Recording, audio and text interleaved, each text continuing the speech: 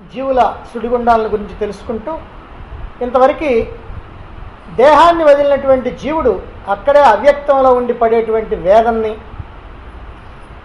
15 రోజుల పితృకర్మల తర్వాత ఆ జీవుడు తాను చేసినటువంటి కర్మల యొక్క ఫలితంగా అనుభవించేటువంటి యాతనల్ని, అలాగే తిరిగి దేహాన్ని పొందడానికి పడేటువంటి యాతనల్ని మనం తెలుసుకున్నాం. ఇక తల్లి గర్భంలోకి చేరినటువంటి జీవుడు పడేటువంటి గర్భనరకాన్ని గురించి, అలాగే జన్మించిన తర్వాత పసితనంలో పడేటువంటి బాధల గురించి నిన్న తెలుసుకున్నాం. ఇక యవ్వనంలోకి ప్రవేశించింది మొదలు చనిపోయేంత వరకు ఈ జీవుడి యొక్క చర్యలు, అతడి యొక్క ఆలోచనలు, అతడి అనుభవాలు ఎలా ఉంటాయో ఈ రోజున మనం తెలుసుకున్నాం. సాధారణంగా మానవులందరికీ కూడా యవ్వనంలో అనేకమైనటువంటి కోరికలు ఉంటాయి, కామ వికారాలు కలుగుతూ ఉంటాయి. కోరుకున్నటువంటి కోరికలు తీరకపోతే అసంతృప్తి, బాధ కలుగుతుంది. అలాగే కోపం కూడా వస్తుంది. దానితో ఆవేశాలు, అనర్థాలు పడగలు విప్పి నాట్యం చేస్తూ ఉంటాయి.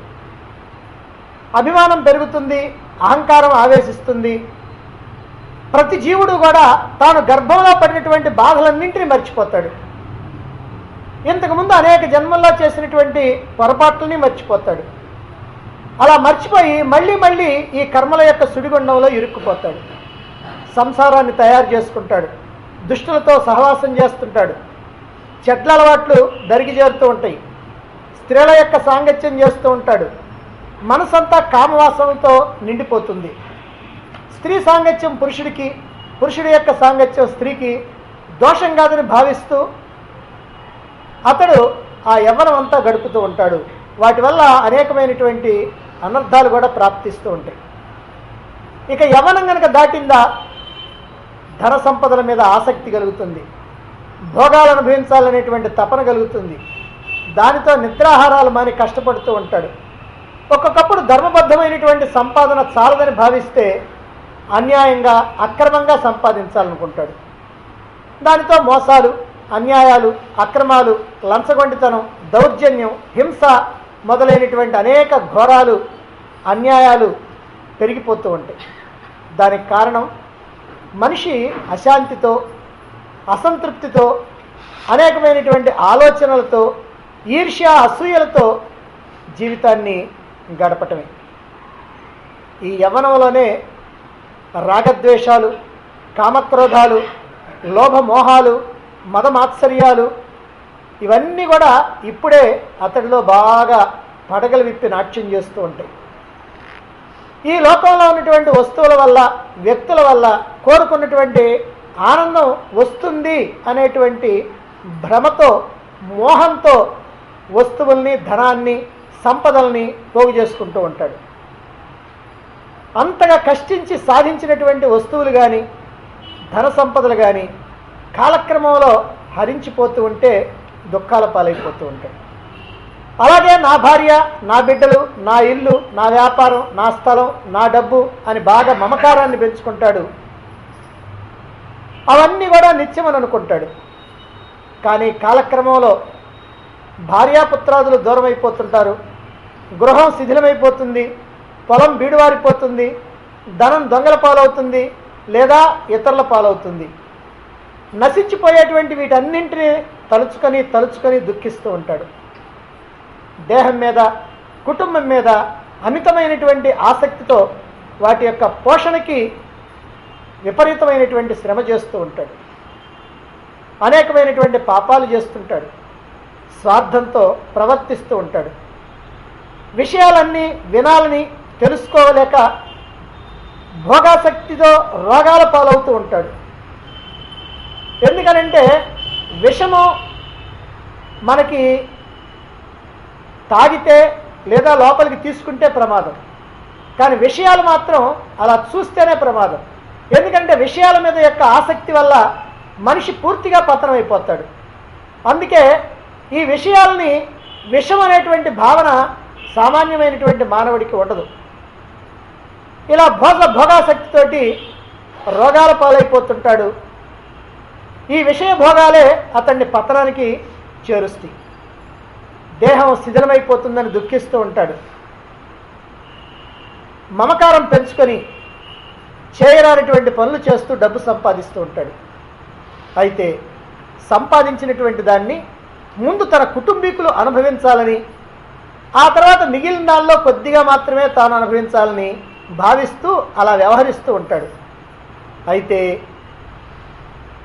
ఈ ధనాన్ని సంపాదించడానికి చేసినటువంటి పాపఫలం మొత్తం తానే అనుభవిస్తాడు.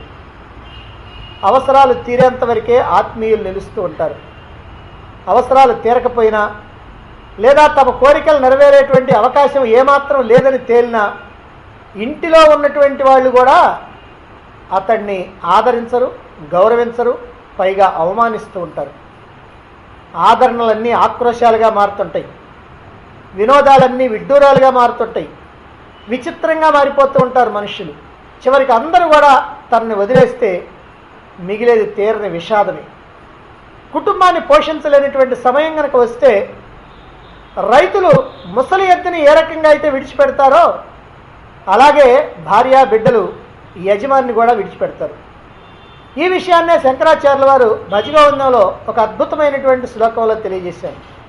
యావద్విత్తోపార్జన సక్తః తావన్నిజ పరివారో రక్తః పశ్చాజ్జీవతి జర్జర దేహే వార్తాంకోపి న పృచ్ఛతి గేహే. యావత్ విత్తోపార్జన సక్తః, ఎంతకాలమైతే ధనాన్ని సంపాదించేటువంటి శక్తి అతడికి ఉంటుందో తావత్ అంతవరకు నిజ పరివారో రక్తః, తన యొక్క భార్య బిడ్డలు ఇంట్లో ఉన్నటువంటి వాళ్ళు ఎవరైతే ఉన్నారో వాళ్ళందరూ కూడా అతని మీద ఎంతో అనురక్తితోటి ఎంతో భక్తితోటి ఉంటూ ఉంటారు. పశ్చాత్ జీవతి జర్జర దేహే, ఎప్పుడైతే దేహం కాస్త సడలిపోయిందో శ్రమ చేయటానికి వీలుగా ఆ దేహం పటుత్వంగా లేకుండా పోతుందో వార్తాం కోపిన పృచ్ఛతి గేహి, ఇక ఇంట్లో ఉన్నటువంటి వాళ్ళు కూడా ఏమయ్యా కుశలంగా ఉన్నావా క్షేమంగా ఉన్నావా అనేటువంటి విషయాన్ని కూడా అడగరు. ఇది ప్రతి మానవుడికి ఉన్నటువంటి వ్యవహారమే. కాకపోతే ఆ సమయం వచ్చినప్పుడు తప్ప ముందు ఎవరికీ అర్థం కాదు.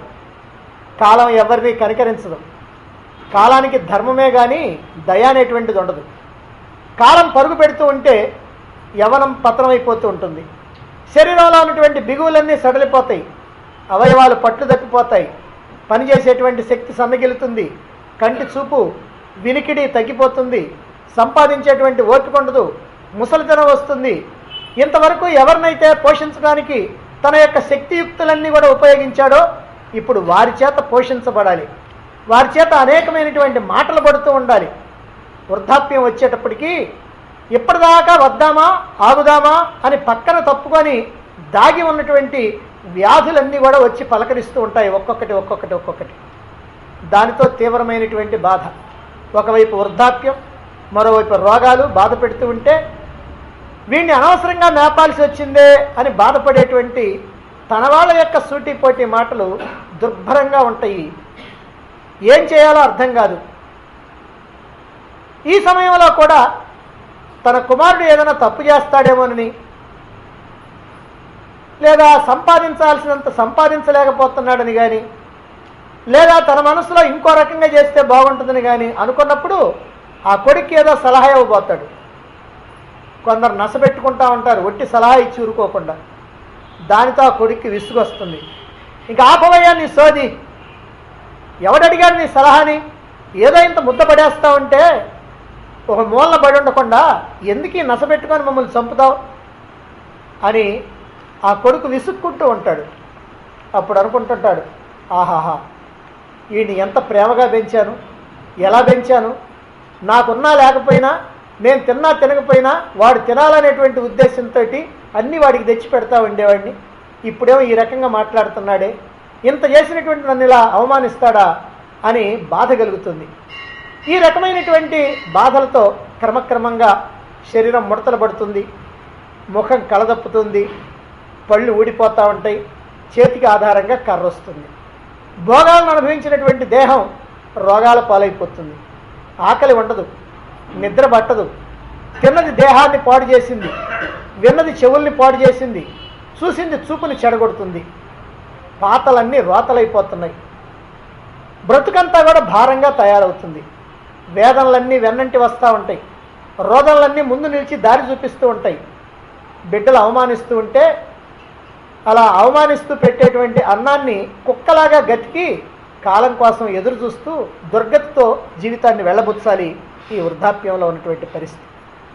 ఇలాంటి స్థితిలో కూడా విచిత్రమైనటువంటి విషయం ఏమిటంటే మానవుడికి శ్రేయో మార్గం ఏదో గుర్తురాదు. ఒకవైపున ఈ రకంగా తాను అవమానాలు పొందుతున్నప్పటికి కూడా కనీసం భగవంతుడిని తలుచుకోవాలనేటువంటి ఆలోచన కూడా రాదు. ఎందుకనంటే కుటుంబాన్ని గురించి, తనని గురించి, తన కీర్తి ప్రతిష్టల గురించి, తన యొక్క సంపదల గురించి, ఆస్తిపాస్తుల గురించి, ఇంకా తాను ఏమేమి చేయాలనుకున్నాడో ఆ చేయాలనుకొని ఆగిపోయినటువంటి విషయాల గురించి మాత్రమే ఇప్పటిదాకా ఆలోచిస్తున్నటువంటి మనస్సు ఆ ప్రేయో మార్గంలోనే నడుస్తుంది, కానీ శ్రేయో మార్గంలో నడవలేదు. అసలు ఆ మార్గం కూడా తెలియదు. స్వార్థంతో, కోరికలతోటి నిండిపోయినటువంటి మనస్సు అందుకోసం చేసినటువంటి కామ్యకర్మలు, పనులు ఏవైతే ఉన్నాయో వాటి వల్ల ఎప్పుడు రజోగుణంలోనే ఉంటుంది. తాను సంపాదించలేనటువంటి దాన్ని తన కొడుకులు సంపాదించాలి, తాను అందుకేలేనటువంటి పదవులు తన కొడుకులు అందుకోవాలి, తాను చేసినటువంటి పొరపాటు వాళ్ళు చేయకూడదు అని ఇలా ఆలోచిస్తూ ఉంటాడు. ఎప్పుడు కూడా ఏదేదో వాళ్ళకి సలహా చెప్పాలని అనుకుంటాడు. తాపత్రయాలు ఎక్కువైపోతూ ఉంటాయి. ఇలాంటి సందర్భంలో వాళ్ళ చేత చిత్కారాలు తింటాడే తప్ప ఈ మిగిలిన జీవితంలోనైనా ఈ ఉన్నటువంటి కొద్ది కాలం కూడా భగవంతుణ్ణి తలుచుకుంటూ జీవిద్దాం, నా కోసం ఏదో చేద్దాం, ఇప్పటివరకు అందరి కోసం చేశాను, ఇకనైనా సరే హాయిగా మనస్సులో ఆ భగవంతుణ్ణి ప్రార్థించుకుందాం అనేటువంటి ఆలోచన మాత్రం అతడికి రాదు. కనీసం భగవంతుని గురించి వినాలని కానీ భగవంతుణ్ణి కీర్తించాలని కూడా అనుకోడు. ఇదే మానవుడి యొక్క దయనీయమైనటువంటి పరిస్థితి. నిజంగా తనకు ఎంతో కొంత ఉపయోగపడేటువంటి విషయాన్ని గురించి అస్సలు పట్టించుకోడు. తాను వదిలిపెట్టి వెళ్ళేటువంటి భార్యాబిడ్డల గురించి, ధన సంపదల గురించి, చివరికి తన దేహాన్ని గురించి, వాటిని గురించి మాత్రమే పట్టించుకుంటాడు. ఒక్కసారి జాగ్రత్తగా ఆలోచించండి. మనం జీవితం అంతా వేటిని గురించి ఆలోచిస్తున్నాం? అందరూ కూడా ఇక్కడ వదిలిపెట్టిపోయేటువంటి విషయాల గురించి ఆలోచిస్తారు.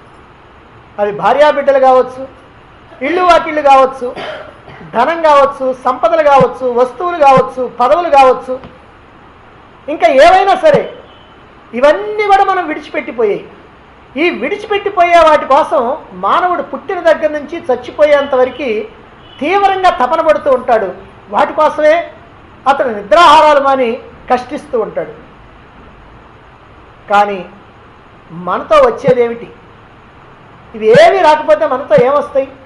పుణ్యం, పాపం, జ్ఞానం. పుణ్యం కనుక సంపాదించుకుంటే స్వర్గలోకాల్లో సుఖభోగాలు అనుభవించవచ్చు. కానీ అవేమి శాశ్వతం కాదు, అవి తాత్కాలికం. ఇక పాపాన్ని కనుక సంపాదించుకుంటే ఆ పాప ఫలితంగా అనేకమైనటువంటి దుఃఖాలు, నీచమైనటువంటి జన్మలు వస్తూ ఉంటాయి. మరి జ్ఞానాన్ని కనుక సంపాదించుకుంటేనో, ఆ జ్ఞానాన్ని సంపాదించుకుంటే మోక్షానికి దారి చూపిస్తుంది. మరి మనం దేనికోసం ప్రయత్నించాలా? కష్టాలు, దుఃఖాలు అనుభవించడం కోసం మనం ఏమైనా ప్రయత్నం చేయాలనా? తాత్కాలికమైనటువంటి సుఖాలు, భోగాల కోసం ప్రయత్నించాలనా? శాశ్వతమైనటువంటి ఆనందం కోసం, జన్మరాహిత్యం కోసం, మోక్షం కోసం కృషి చేయాలా? దీన్ని మనం జాగ్రత్తగా ఆలోచించుకోవాలి. మధురమైనటువంటి పదార్థాలు అక్కడ పెట్టినప్పటికి కూడా పందులు వాటిని వదిలిపెట్టి మలాన్ని మాత్రమే తింటుంటాయి. ఆ మధుర పదార్థాల వైపుకు చూడను కూడా చూడవు. అలాగే లౌకికులైనటువంటి మానవులు భగవంతుని గురించి వినటానికి కానీ తెలుసుకోవటానికి కానీ ఏమాత్రం ఇష్టపడకుండా ఎప్పుడూ ప్రాపంచిక విషయాలకే ప్రాధాన్యత ఇస్తూ ఉంటారు. తిరిగి తిరిగి ఈ జనన మరణ చక్రంలో బంధించబడుతూ ఉంటారు. మనిషి ఎలా జీవించినా, ఎంతకాలం జీవించినా మృత్యువు మాత్రం ఎలాంటి మరపు లేకుండా మరణ ఘంటికలు వాయించుకుంటూ వస్తుంది. ప్రాణవాయువులు శరీరంలో ఉన్నటువంటి అన్ని భాగాల నుంచి కూడా ఉత్క్రమణం ప్రారంభిస్తూ ఉంటాయి. మరణ సమయంలో అతని యొక్క పరిస్థితి ఎలా ఉంటుంది, అతనికి ఏ రకమైనటువంటి బాధ కలుగుతుంది అని అంటే మనకి శాస్త్రాలు చెబుతున్నాయి, 1,00,000 తేళ్లు ఒక్కసారి కనుక కుడితే ఎలా ఉంటుందో అలా ఉంటుందట. ప్రాణవాయువులు శరీరంలో నుంచి అలా బలవంతంగా లాక్కొని బయటికి వెళ్ళిపోతూ ఉంటే కళ్ళు గోళాల్లా ఉబ్బిపోతూ ఉంటాయి. కఫవాతాలు శ్వాసల్ని అడ్డగిస్తూ ఉంటాయి, కంఠానికి అవరోధం కలిగిస్తుంటాయి. దానితో గాలి పీల్చుకోలేక, చెప్పాలనుకున్నటువంటి మాటలు ఏమీ చెప్పలేక నానా యాతలు పడుతూ ఉంటాడు. అంతేకాకుండా యమదూతలు ఎదురుగా నిలబడితే భయంతో మలమూత్రాలు వదులుతూ ఉంటాడు. సావుకోరల్లో చిక్కి ఉన్నటువంటి వాడిని బంధువులు ఎన్నో విషయాల్ని గుర్తు చేస్తూ ఉంటారు. ఎవరెవరో అదిగో ఫలానప్పుడు ఆయన చనిపోయాడు, ఫలానప్పుడు ఈయన చనిపోయాడు, ఈయన చనిపోయేటప్పుడు ఈ రకంగా బాధపడ్డాడు, ఆయన చనిపోయేటప్పుడు ఆ రకంగా బాధపడ్డాడు అని ఏదో ఉబుసుపోకకి మాట్లాడుతూ ఉంటారు. పాపం ఈ మాటలన్నీ వింటూ ఉంటాడు. ఇక నా గతి కూడా ఇంతే కదా, లోపల ఇంకా భయం ఎక్కువైపోతూ ఉంటుంది. అసలే భయంతో ఉన్నటువంటి వాడు ఈ మాటలన్నీ వింటుంటే ఇంకా ఇంకా భయం ఎక్కువ అవుతూ ఉంటుంది. వాళ్ళేమో ధైర్యం చెబుతున్నాం అనుకుంటున్నారు కానీ అతనిలో ఇంకా భయం కలిగిస్తున్నామని అనుకోరు. అందుకే ఎవరెవరి చావుల గురించో చెబుతూ వాళ్ళు ఏదో నీకేం పర్వాలేదులే, వాళ్ళు ఇంకా అట్లా పోయారు వీళ్ళు ఎట్లా పోయారని అంటే ఈయన అనుకుంటాడు నేను ఇంకా ఎట్లా పోతానో, నాకు ఇంకా ఎన్ని రకాలైనటువంటి బాధలు అనుభవించాల్సి వస్తుందో అని పాపం ఆయన బాధపడుతూ ఉంటాడు. ఏమీ మాట్లాడలేనటువంటి స్థితిలో, సమాధానం చెప్పలేనటువంటి స్థితిలో ఉండి బిత్తర చూపులు చూస్తూ ఉంటాడు. దీనంగా లోలోపల కుమిలిపోతూ ఉంటాడు. చివరికి ఏమీ చేయలేనటువంటి ఆ చావుని ఆలింగనం చేసుకుంటాడు. మరణశయ్య మీద పడి ఉన్నటువంటి మానవుడి యొక్క ఆలోచనల్ని రికార్డు చేసేటువంటి యంత్రం ఇంతవరకు సైంటిస్టులు ఎవరూ కనిపెట్టలేదు. కానీ ఒకవేళ అలాంటి యంత్రం కనుక ఏదైనా కనిపెట్టినట్లయితే మరణించే మానవుడి యొక్క ఆలోచనలన్నీ కూడా దాదాపుగా ఒకే రకంగా ఉంటాయి అనేటువంటి విషయం మనకు తెలుస్తుంది. ఏమిటి, ఏ రకమైనటువంటి ఆలోచనలు చేస్తాడు ఆ మరణ సమయంలో మానవుడు అని అంటే, అయ్యో అనవసరంగా నా జీవితాన్ని అంతటిని వృధా చేసుకున్నానే, ఎండమావుల వెంట పరిగెత్తినట్లుగా ఈ ప్రాపంచికమైనటువంటి విషయాలు, సుఖాలు, భోగాలు, ధన సంపదలు వీటన్నింటి వెంటబడ్డాను. భార్యాబిడ్డల కోసమని, బంధువుల కోసమని ఎన్నెన్నో పనులు చేశాను. ఇప్పుడు అన్నింటినీ అందరినీ వదిలిపెట్టి ఏకాకిగా ప్రయాణం అయిపోతున్నాను. ఈ బుద్ధి ముందే కనుక ఉన్నట్లయితే నా ఈ ఒంటరి ప్రయాణానికి కావలసినటువంటి దారి భత్యాన్ని సంపాదించుకొని హాయిగా ప్రయాణం చేసేవాడిని కదా, ఇప్పుడు ఎన్ననుకొని ఏమి లాభం అని మూగగా రోధిస్తూ ఉంటాడు. ఒక ఆయన మరణ సమయం వచ్చిందట, మంచం మీద ఉన్నాడు. ఇంకా డాక్టర్లు చెప్పారు ఇంకా కొద్దిసేపు కంటే ఉండడని. కొడుకులు, కోడళ్ళు, భార్య మొదలైనటువంటి వాళ్ళు, బంధుమిత్రాదులందరూ చుట్టూ చేరారు. వాళ్ళందరూ అయ్యో ఇట్లయిపోయిందే నీకు, అట్లయిపోయిందే, నువ్వు ఎట్లా చేశావు, ఎలా ఉన్నావు, అలా ఉన్నావు, ఇలా ఉన్నావు అని ఏడుస్తూ ఉన్నారు. వాళ్ళందరూ ఏడుస్తుంటే ఆ మహానుభావుడు అన్నాడంట, ఎందుకు మీరు ఏడుస్తున్నారంటే, అయ్యో నువ్వు పోతున్నావు కదా, ఇక మేము ఎట్లా బ్రతకాలా, ఇక మా గతి ఏంటి అని అంటున్నారు.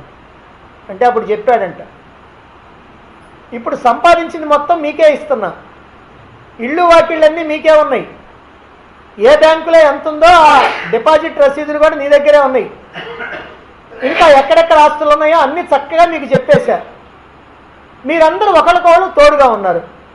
మరి ఇప్పుడు పోయా నాకెవరున్నారు తోడు, నాకేమైనా ఆస్తులో, లేకపోతే ఏమైనా సంపదలు ఉన్నాయా, లేకపోతే డబ్బు ఉందా, లేకపోతే ఇళ్ళు వాకిళ్ళు ఉన్నాయా, నాకు ఏమున్నాయి, అన్నీ వదిలిపెట్టి ఒంటరిగా ప్రయాణం చేస్తున్నానే, నా బాధ ఏమైనా చెప్పుకోవడానికి పక్కన తోడు కూడా ఎవరుండరే, ఎందుకు మీరా ఏడవలసింది నేనా అన్నాడంట. అదిగో ఆ ప్రకారంగా మరణ సమయంలో మానవుడి యొక్క పరిస్థితి ఇదిగో ఇలా ఉంటుంది అన్నమాట. మరణకాలం అతి భయంకరమైనటువంటిది. భగవంతుణ్ణి తలుచుకోవటానికి అది అనువైనటువంటి సమయం కాదు. అంటే భగవంతుణ్ణి అప్పుడప్పుడు తలుచుకోవాలంటే ఎవరికి కుదరదు.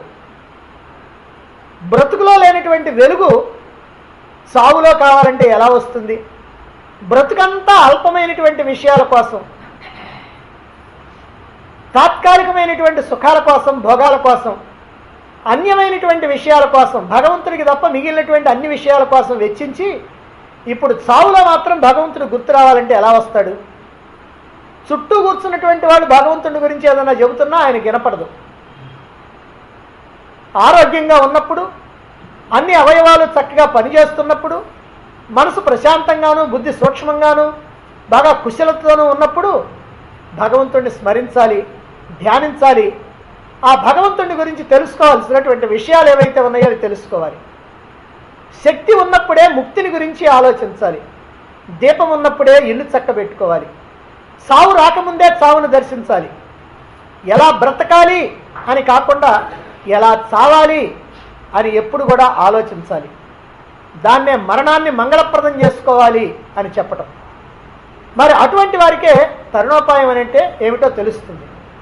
అటువంటి వారే తరిస్తూ ఉంటారు. అంతే తప్ప మరణశయ్య మీద మాధవస్మరణ అనేటువంటిది సామాన్య మానవులకి సాధ్యమయ్యేటువంటి పని కాదు. అయ్యవార్లం గారు ఏం చేస్తున్నారయ్యా అంటే చేసిన తప్పులు దిద్దుకుంటున్నారయ్యా అన్నట్లుగా జీవితంలో తాను చేసినటువంటి తప్పులన్నింటినీ కూడా తలుచుకొని మోగగా రోధిస్తూ, దుఃఖిస్తూ, భయపడుతూ, అందరినీ అన్నింటినీ వదలలేక ఏడుస్తూ దీనంగా జీవుడు దేహాన్ని వదిలిపోవాల్సిందే. ఎన్నో బాధలకు, కష్టనష్టాలకు గురై ఎంతో శ్రమపడి ఈ దేహాన్ని, కుటుంబాన్ని పోషించినటువంటి మనిషి ఆ రెండింటిని కూడా ఇక్కడే వదిలేసి, ఆ దేహాన్ని, ఆ కుటుంబాన్ని రెండింటిని వదిలేసి చేసినటువంటి పాపపుణ్యాలను మాత్రం దారిభత్యంగా తీసుకొని ఒంటరిగా వెళ్ళిపోతూ ఉన్నాడు.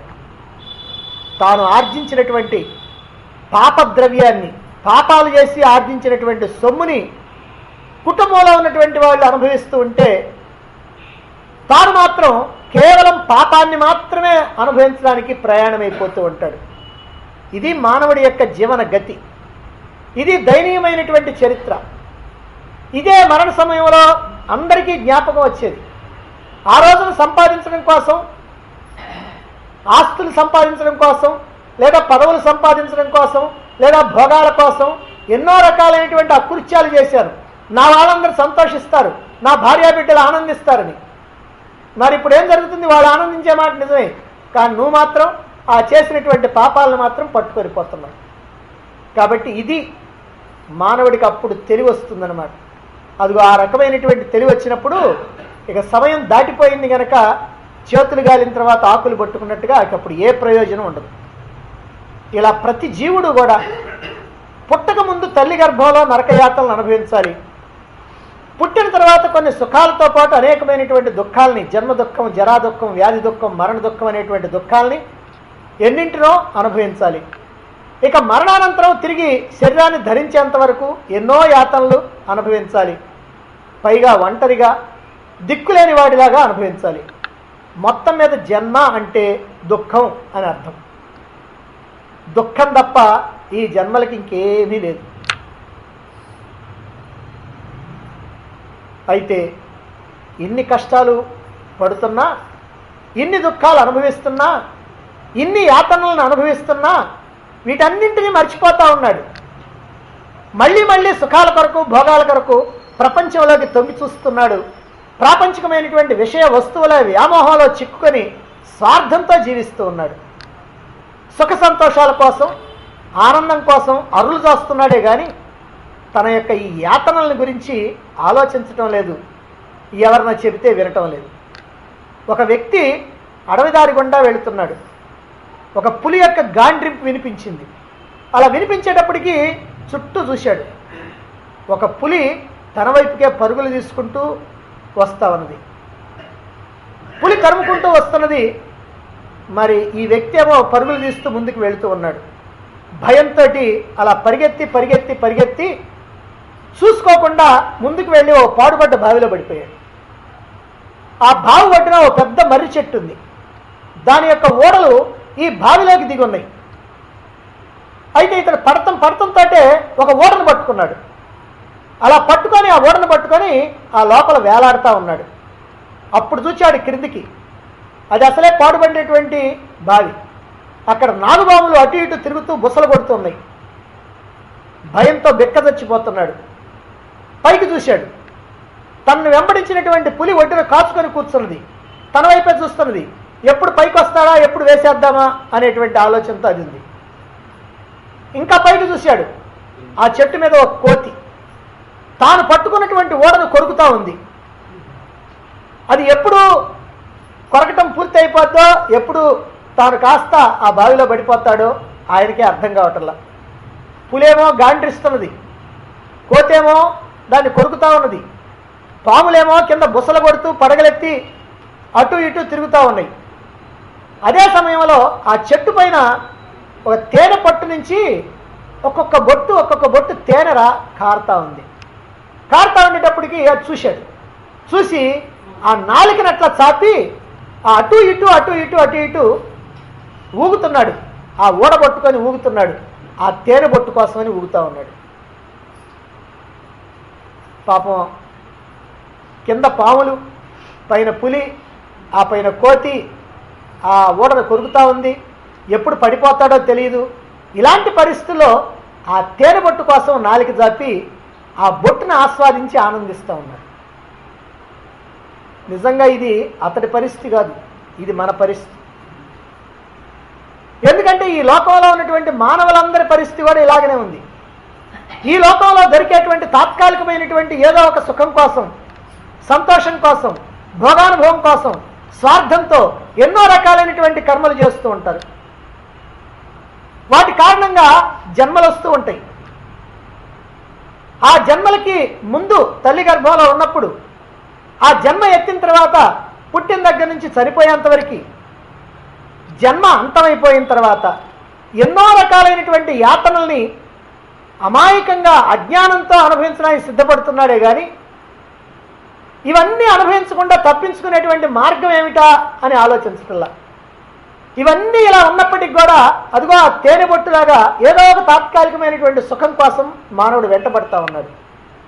అలా వెంటబడి ఈ స్వార్థపూరితమైనటువంటి కర్మలతో ఈ జన్మమరణ చక్రం అనేటువంటి సుడిగుండంలో దూకి దుర్భరమైనటువంటి యాత్రలకు సిద్ధపడతా ఉన్నాడు. ఆహా, ఎంత ధైర్యం, ఎంత గుండె నిబ్బరం మానవుడికి! ముందున్నది ముసళ్ల పండుగ అని తెలుసుకోలేక ధైర్యంతో తెగబడి తప్పులు చేస్తూ ఉంటాడు, పాపాలు చేస్తూ ఉంటాడు.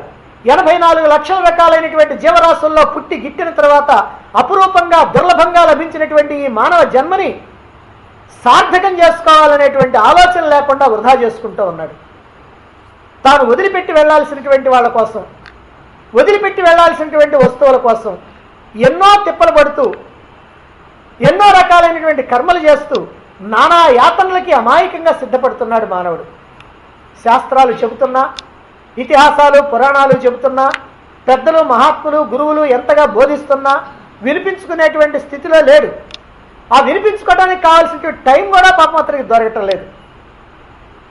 మరి సరైనటువంటి మార్గం ఏదో తెలియదు. ఒకవేళ తెలిసినటువంటి వారు చెప్పినా వినకుండా చెడిపోతూ ఉన్నారు. ఇది మానవుడి యొక్క స్థితి.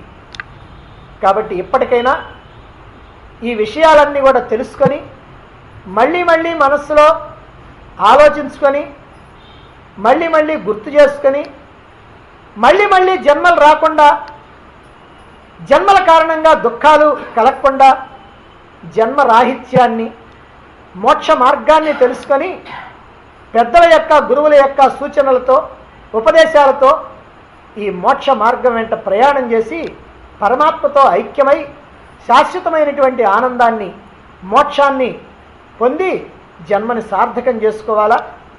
అలా జన్మని సార్థకం చేసుకోవటం కోసం ఇప్పుడు చెప్పినటువంటి ఈ విషయాలన్నీ కూడా జాగ్రత్తగా మనస్సులో స్మరించుకుంటూ మనం ఏ రకమైనటువంటి బాధలు అనుభవించాలి, ఇన్ని బాధలు అనుభవించాలన్నా ఈ బాధలన్నింటినీ తప్పించుకునేటువంటి మార్గం ఏమైనా ఉందా అని ఆలోచించి ఈ బాధలన్నింటినీ సమూలంగా నాశనం చేసేటువంటి, ఈ జన్మలు అనేటువంటివి లేకుండా ఉండేటువంటి ఆ మోక్ష మార్గంలో అందరూ ప్రయాణిస్తారని ఆశిస్తూ, ఆశీర్వదిస్తూ ఇంతటితో ముగిస్తూ